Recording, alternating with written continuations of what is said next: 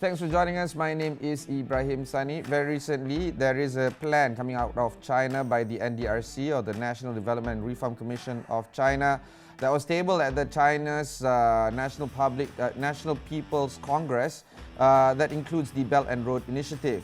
The idea here is, of course, there would be a rethink on how China plans to execute the BRI plans, or Belt and Road Initiative. And we need to understand a bit better, or unpack this a bit better about how this impacts not just the ASEAN countries but Malaysia in general. Joining us is Brian Lee, economist at Maybank Investment Banking Group, because of the report that Maybank Investment Banking Group has published called Small But Beautiful. In the report, it shows that the China's decade-old Belt and Road Initiative has scaled back their ambitions to build what they call small but beautiful projects, following the NDRC's annual plan that was tabled at the NPC, or the National People's Congress. China's reopening will revive investments into ASEAN after 3 years of sluggish investments following the pandemic. We're looking at the lending by China's top two development banks, Exim Bank and CDB, plunging to a 13-year low, 3.7 billion US dollars, for 2021. Investment into construction contracts from China into ASEAN has recovered, however, in 2022, rising to 18.6 billion last year compared to 10 billion US 2 years ago in 2021. But of course, this remains well below the pre-pandemic levels of the 5 years stretching between 2015 to 2019 at about 28 billion US dollars. So, Brian, maybe you can tell us about the Belt and Road Initiative thinking of their ambitions. Is China still bullish when it comes to building the Belt and Road Initiative now, considering that a lot of things have changed moving forward, Brian? Yeah, I mean, we do think that the Belt and Road Initiative, China will continue with the Belt and Road Initiative. Ultimately, I think during the pandemic, the projects were disrupted because Chinese workers couldn't travel to overseas construction sites, also because Chinese firms could not travel overseas to negotiate and evaluate deals. But I think going forward, with China's reopening, there will be a recovery. But probably not to the peak levels that we have seen in the past. Because I think while this initiative is still considered a very strategically important initiative to China, I think the shift of the focus has become more strategic and more smaller scale. That's why the title of our report is Small and Beautiful. So it will be about smaller scale projects, taking on less debt, strengthening risk control for Chinese banks with smaller projects, and also with the debt serviceability concerns, with loans provided to countries with limited ability to repay. And also, I guess you will see the Belt and Road Initiative move towards softer, less hard infrastructure mega projects, but more emerging and future-ready fields like environment and digital. Brian, why the change? We know now what the change is, but why the change? Sure. Yeah. So I mean, it's I think there are a few reasons. So for one thing, I think with the mega infrastructure projects of the past, Chinese banks have been exposed to debt distress of other developing countries. So if a shift to small projects represents, I guess, helping to diversify the exposure of Chinese banks more, so that there's less of the debt serviceability concerns associated with a particular mega project. And I mean, also they would be more selective with who, with which countries and what kind of BRI projects to go with going forward, in terms of the ability to repay and the economic returns that can be generated. So that would actually help to ensure that that the risk control is strengthened as well. And also, I guess, as China shifts its focus to build up its economy post-pandemic, there could be a shift towards domestic growth, and this could represent a desire to reduce overseas spending as well.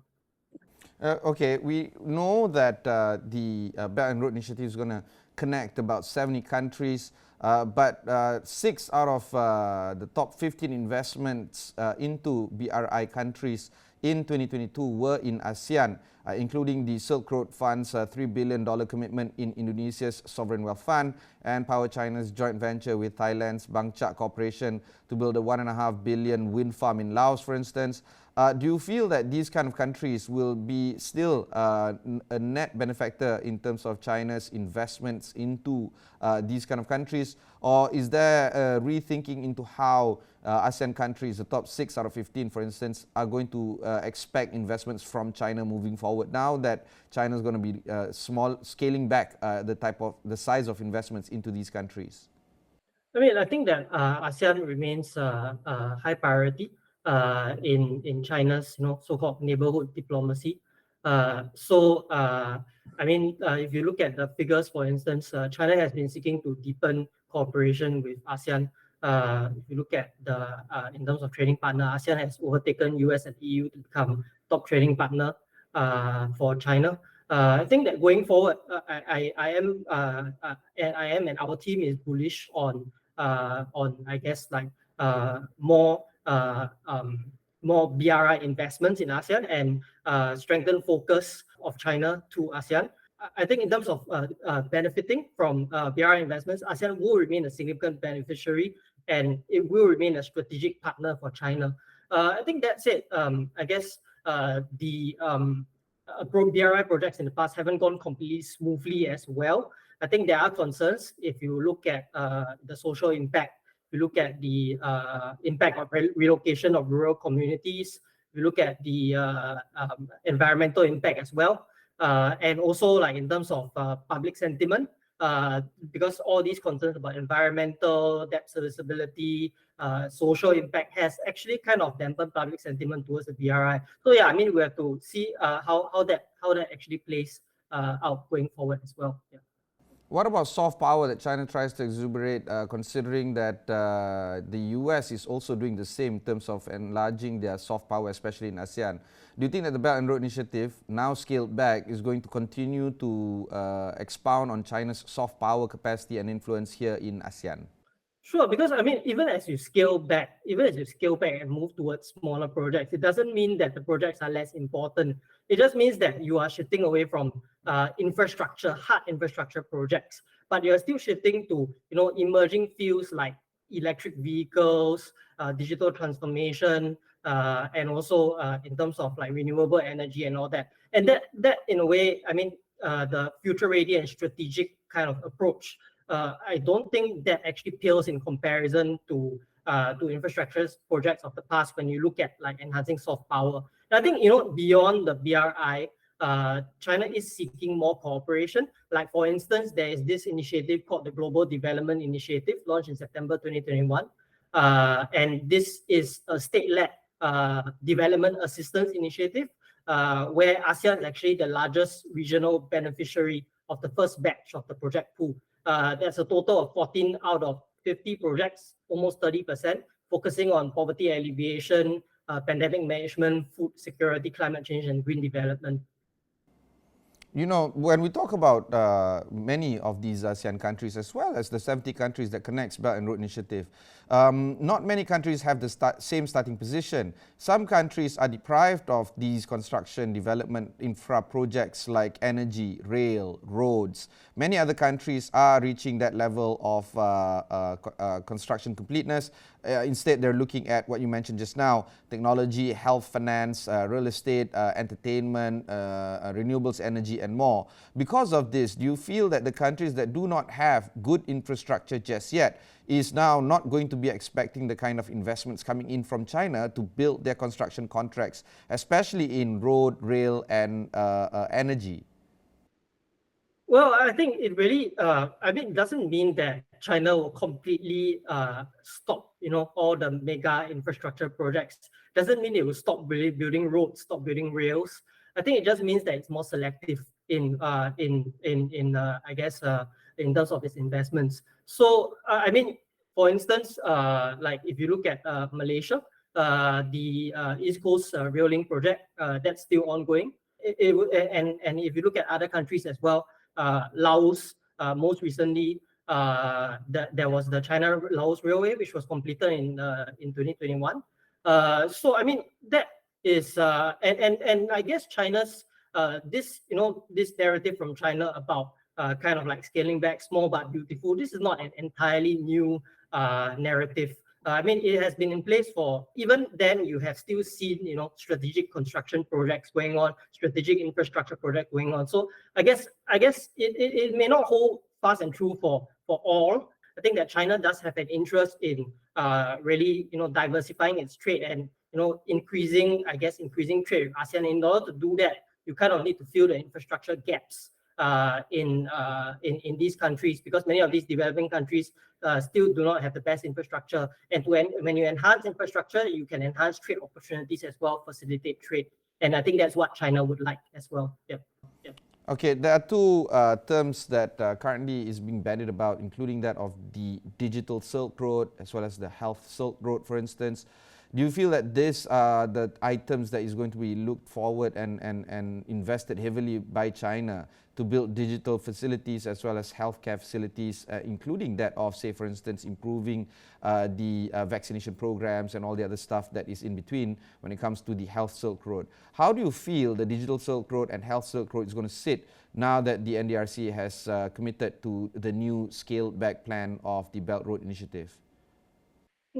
Yeah, I mean, I think for digital Silk Road, I think that very much remains quite a priority for China going forward. Because I mean, even as they say small and beautiful, but at the same time they are really pushing the initiative of digital Silk Road, green Silk Road, and all that, and also health Silk Road. In Thailand, they are working on enhancing smart city capabilities, looking at building up Thailand's e-commerce capabilities. Enhancing digital trade will be important as well. And ultimately, it's also if you build up the digital capabilities of other countries, they actually can help to create more opportunities for Chinese companies to in these countries as well. Yeah, I mean, for health, I think that I guess going forward, if you look at the context of aging population and demographics in some other countries, especially in certain parts of Asia, like especially Thailand has an aging population, I think that health-wise, I mean, it's always going to be an important initiative going forward. But there's also, I guess, if you like, a little bit of pandemic dynamics over there, because part of the health cooperation also was, for instance, providing vaccine donations to neighboring countries as well. Yeah, so I mean, of course, as the pandemic subsides, that may not be as important going forward. But I'm sure that with, I guess, these three priority areas, digital, health, and environment, these three will be kind of the the new focus of China going forward, shifting away from all those like mega infrastructure projects. Yeah. Okay, the BRI is expected to connect more than 70 countries, and of course this does boost the connectivity, as you explained earlier, and opening up opportunities for trade expansion. But in your opinion, do you feel that it has achieved some of its objectives thus far? Maybe you can take stock into the report card of the status of the Belt and Road initiatives up until now, before we jump into the whole idea of what's next for the Belt Road initiative. Sure. I mean, I guess if you just look at the numbers, in terms of trade and investment, I think that the Belt and Road initiative has, I guess, progressed greatly. Ever since 2013, around 150 countries have signed memorandums of understanding to join the Belt and Road initiative. Between 2013 and 2020, China's investment in the BRI countries have actually increased at nearly 9% per year versus 6% for its total overseas investment. In terms of trade, the volume of trade between 2013 and 2022 between China and the BRI countries have doubled from $1 trillion USD to $2 trillion USD, with an average annual growth of 8%. So I think this kind of points to the evidence that indeed the BRI is helping to facilitate trade and investment between China and its beneficiary countries. if you look at the historical perspective. And I guess World Bank has some estimates that BRI transport infrastructure can reduce travel times for economies along the transport corridors by up to 12%, and also increase trade by between 3 to 10%. So I think if you look at it from this perspective, I think that the BRI has indeed made great progress. In terms of what we will see going forward, I think that I guess as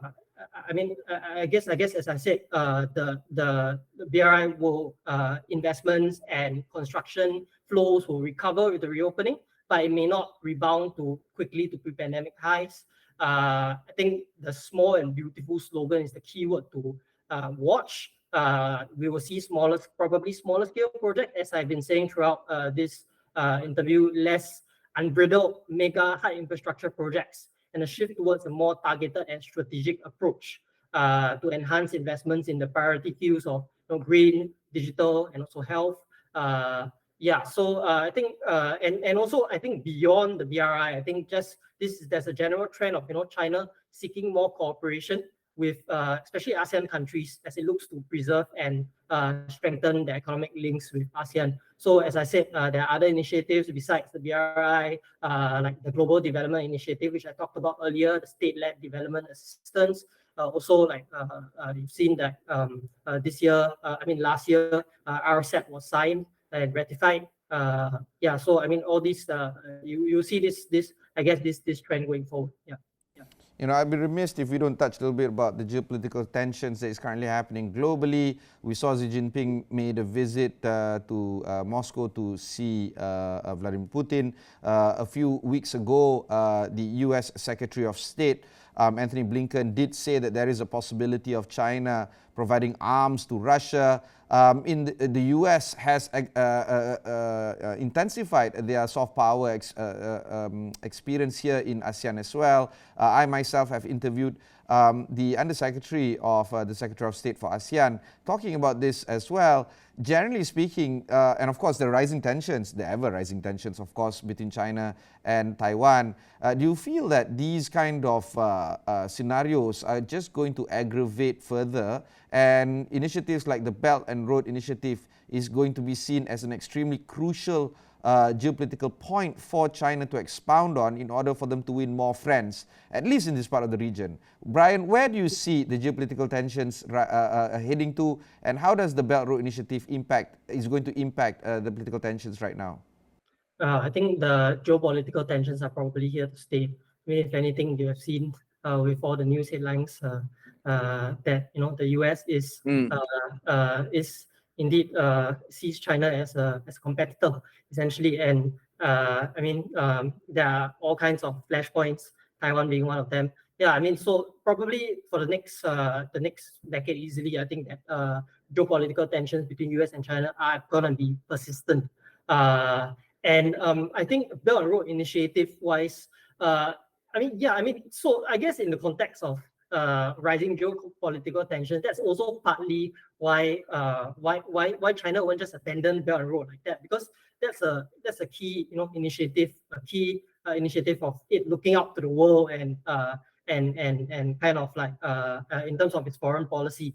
In terms of the impact of geopolitical tensions on Belt and Road Initiative, if anything, I guess maybe China will be will assess more carefully who are the beneficiaries of this Belt and Road Initiative, and that then again rounds up to our goes back to our point that ASEAN, I think, is seen as a great hedge against geopolitical tensions, and China will look to ASEAN going forward, and whether it is in terms of this BRI or whether it is in terms of expanding trade and investment as well. Taking ourselves away from the China point of view or lens, countries in ASEAN, we've always been, I guess that to use your own phrasing, hedge against global powers. We've always been tussled over by the great powers of the world. Singapore, one would argue, is more aligned to, say, for instance, the US. Other countries, not necessarily so, more aligned to China maybe. How do you feel ASEAN is going to move forward as a bloc, considering that we all have economic needs to grow our own country respectively. Do you feel that ASEAN is going to seek more investments from China, or do you feel that we're going to go our own way and try to source for funds, especially from, say, neutral kind of sources? I don't know how else to put it. Where do you feel the ASEAN moving together as a bloc right now? Or do you feel that it's not going to move as a bloc? Everybody is out there for themselves. How do you see ASEAN together moving forward? Well, I think ASEAN will generally, I guess, continue to look to US as like for their security arrangements.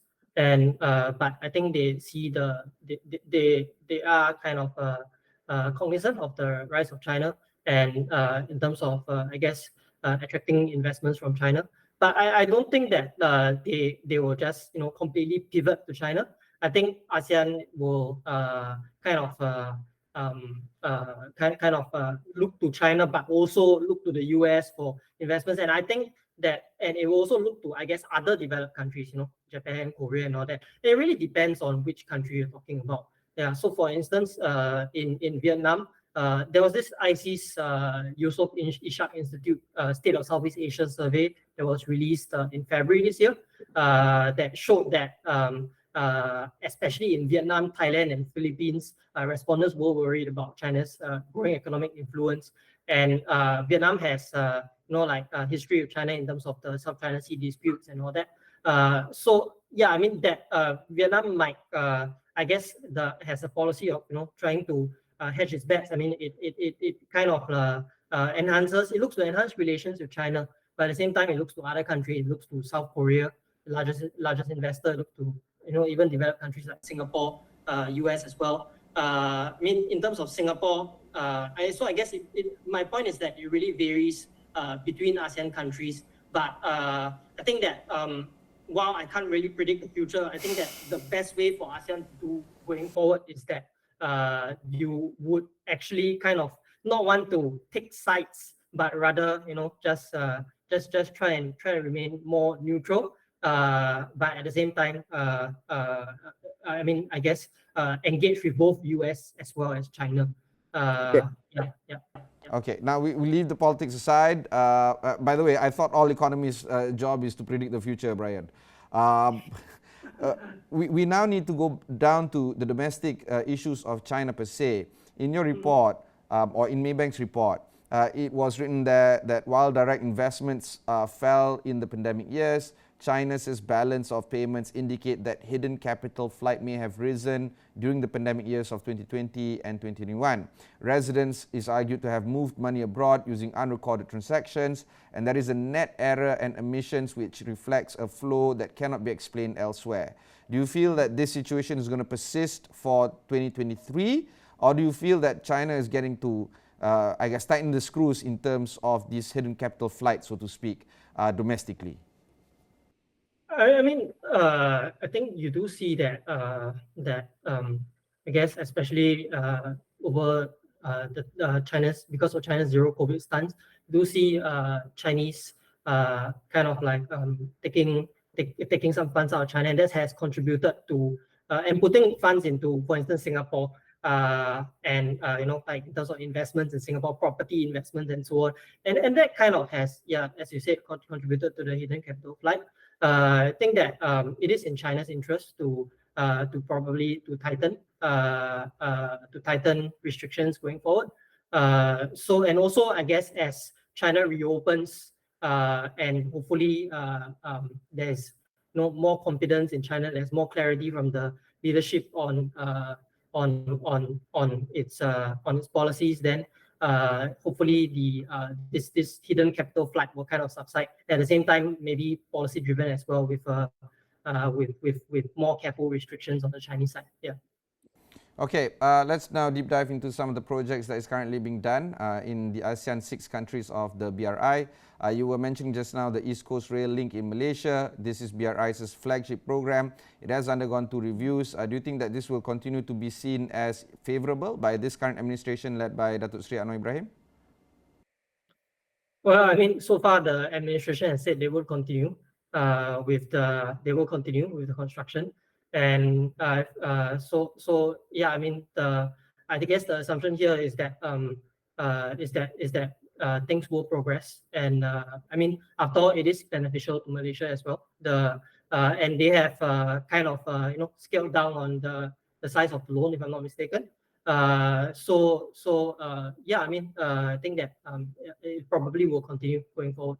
Okay, domestic discontent recipient countries like Cambodia and Laos was mentioned in your report in terms of the forced relocation of rural communities. Do you feel that these kind of hiccups and challenges need to be managed by the recipient countries better in order for them to receive more money from China for the Belt and Road initiatives? Well, I think that this kind of like hiccups has kind of dampened sentiment towards the BRI in these ASEAN countries as well. Like you said, I guess domestic discontent with regards to the social impact, the impact on relocation of rural communities for BRI projects, the impact of on the environment, the impact on biodiversity as well.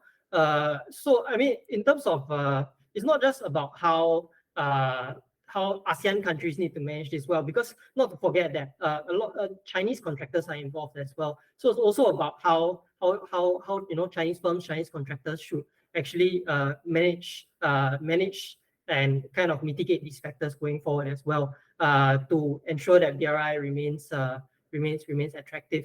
Yeah, I mean, but that's it. With I guess with more renewable energy projects, with China setting up Kunming Biodiversity Fund, there are initiatives being introduced to kind of like see how these issues can be dealt with going forward. And I think China is actually quite cognizant of the negative spillover impacts of the BRI as well. Yeah. All right, Brian, final word before we conclude our conversation this morning. Final comment, I mean, as I said, keyword to watch, small but beautiful. BRI will be a lot more strategic. It won't be just like the past where China just essentially like throws money at lots of mega infrastructure projects with less planning. I think there will be more strategic planning going forward, and I think that ASEAN stands to be a significant beneficiary. More cooperation will be sought between with ASEAN by China going forward. And I think it's important to watch the future-ready fields, which are advantageous to China, and also a win-win situation for ASEAN in terms of digital transformation, in terms of environment, green projects, and also in terms of health. Yeah. Thank you very much. That was Brian Lee joining us. He's an economist at Maybank Investment Banking Group. If you want to learn more on this, just head on to Maybank Investments website. There's the report that you can download.